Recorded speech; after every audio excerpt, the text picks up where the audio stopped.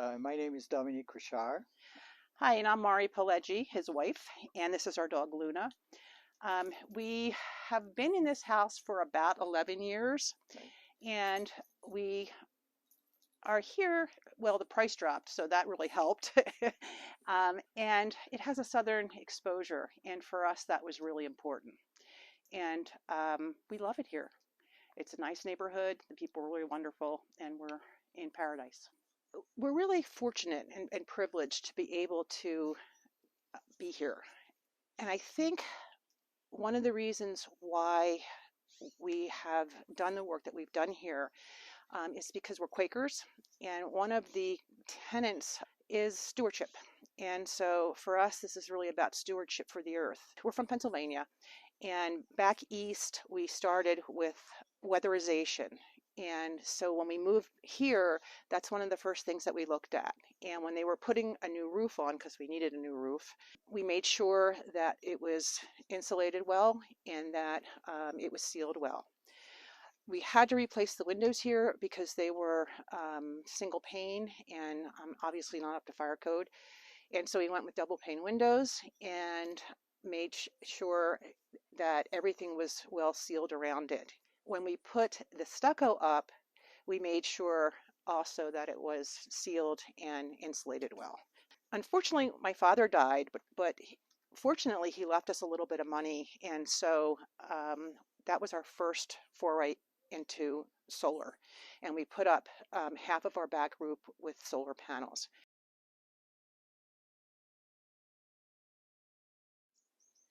So this whole idea of stewardship really made us, and the climate crisis that we're in, made us really think about our next step, and that was to add a second array of solar panels.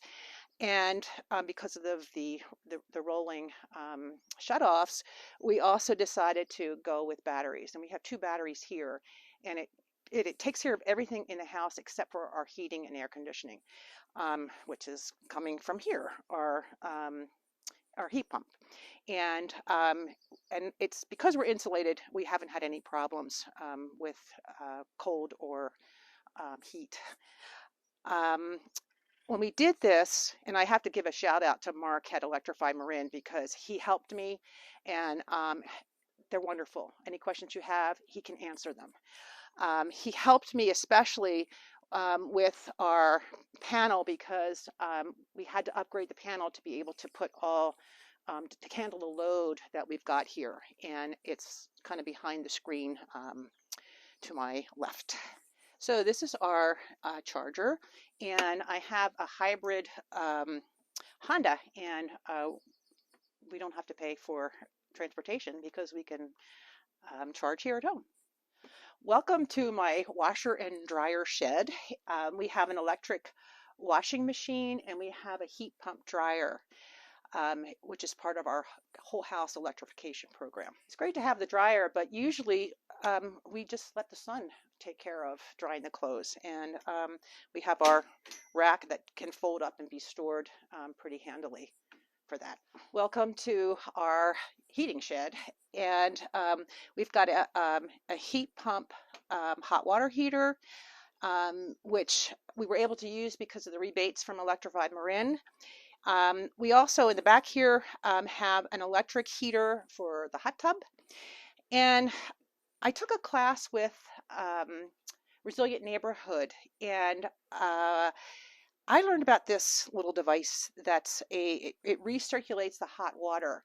And so I no longer have to waste water waiting for my shower to heat up. So thanks to Tamara Peters and Resilient Neighborhoods for the resource. Welcome to my parched backyard. Climate change has really had a local effect, and I think we're all feeling it.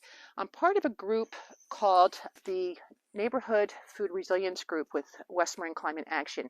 And so what we're doing, and what I'm trying to do here, is to create an edible forest, so to speak. The first thing we did was to put in fruit trees along the perimeter.